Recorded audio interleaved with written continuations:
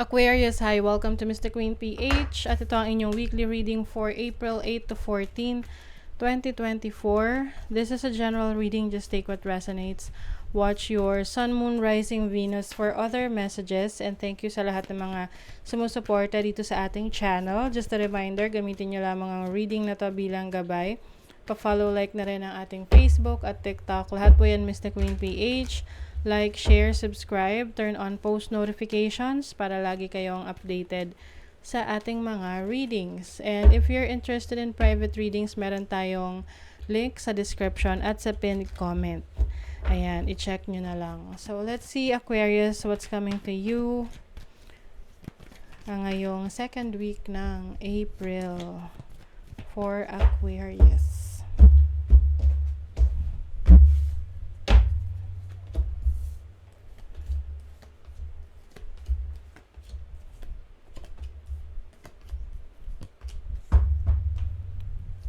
Okay, bottom of the deck, the Four of Pentacles. So, some of you, ang focus ay saving money. Oo, meron kayong pinag-iipunan.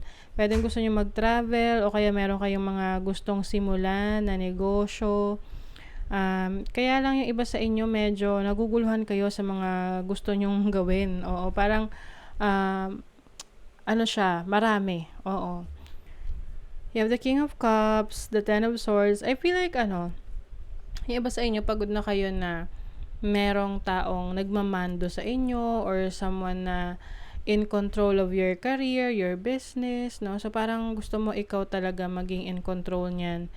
And kaya ngayon gusto mo na mas magkaroon ng financial stability. Oo. Ayan pagod, daming pagod. Pwedeng sa trabaho. Yung iba sa inyo, marami kayong responsibility sa family. Pwedeng breadwinner kayo. And now, gusto nyo talagang maging financially stable. Kaya lang, marami kayong kailangang pagkagastusan. Maraming responsibilities around you. So, ngayon, ang iniisip nyo, kailangan mas marami kayong sources of income para magampanan nyo yung inyong mga responsibilities. So, you have the Knight of Swords.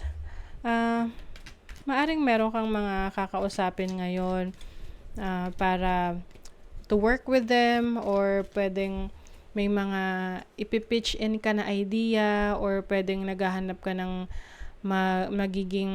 magi-invest sa ideas mo. You have the Wheel of Fortune. So, some of you, maaring meron kayong mahanap na magtitiwala sa inyong mga ideas na maisakatuparan ninyo. Some of you may travel opportunities rin. Yung iba parang meron kayong mamadaliin na proyekto Pwedeng proyekto sa business nyo, trabaho, or career.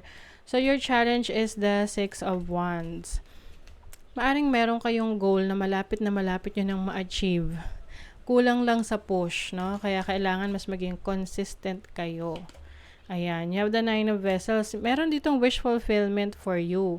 Kailangan lang talaga na mas maging motivated pa kayo na para maabot nyo yung goal nyo na yan.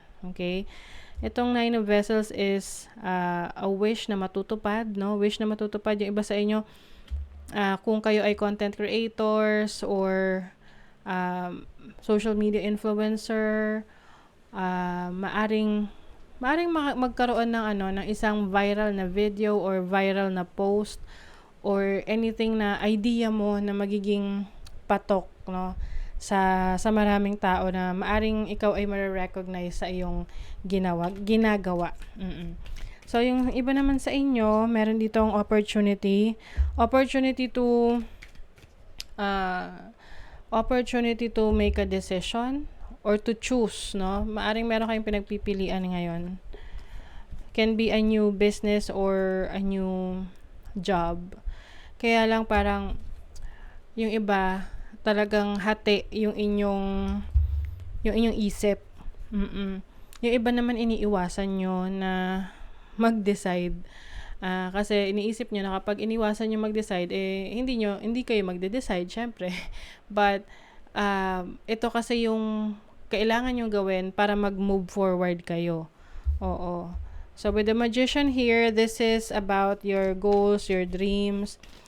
your abilities, no? So, yung iba sa inyo, lalo nyong imamaster yung skills ninyo. You have the Queen of Staves. Some of you, opportunities sa ibang bansa. Yung iba naman, pwedeng travel local, no? Local travel. Some of you, pwedeng kayo ay may mga i-explore pa na knowledge na sa tingin nyo is meron siyang maitutulong para mas mapaunlad nyo yung inyong situation, yung career nyo. I also see you connecting with a foreigner. Oo, yung iba sa inyo pwedeng meron kayong romantic connection sa isang AFAM or foreigner. Maaring itong person na to ay mag-reach out or pumunta sa country na kung saan ka nakatira, parang dadalawin ka ng person na to.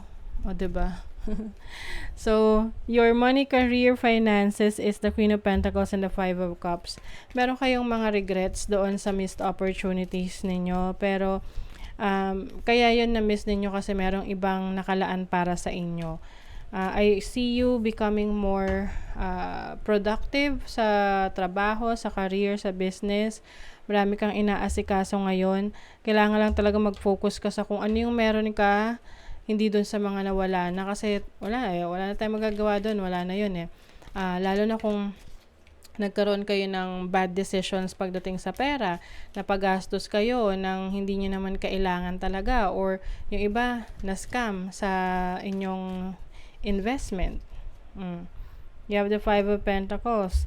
Kaya talagang ngayon, you are really working hard para makabawi. And don't worry kasi makakabawi rin naman kayo.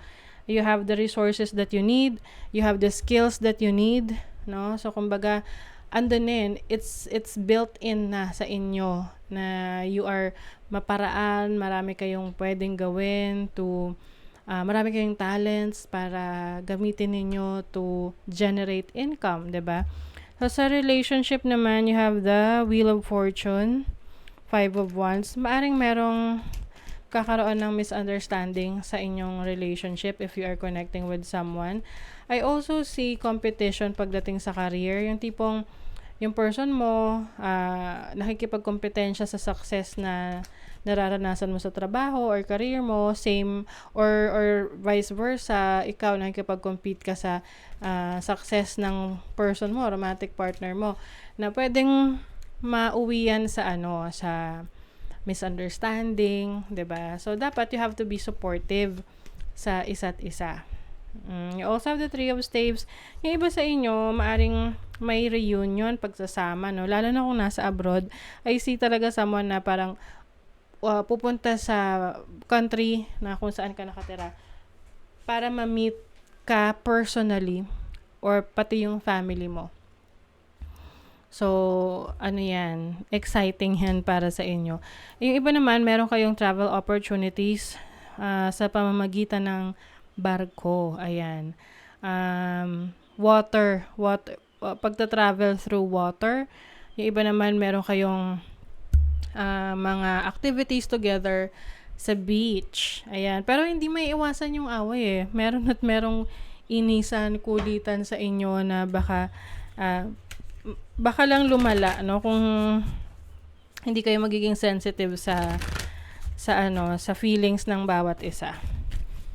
But I also see here, if you're single, merong tao sa buhay mo na laging naiinis ka or laging may conflict sa inyo. Pero ang totoo, meron na palang nade-develop na romantic connection sa inyo. Like, nag-grow yung feelings. O, diba? Sabi nga, the more you hate, the more you love. So, tinan pa natin. For Aquarius. Uy, success. Today is a really good day. You're in the flow. Problems are solved quickly and easily. Helpful people show up for you and unexpected gifts fall into your lap. May unexpected gifts na parating sa inyo. Baka yung person ninyo, kaya boss mo may bibigay na gift, friend mo merong ibibigay na gift, client mo. You are breaking free.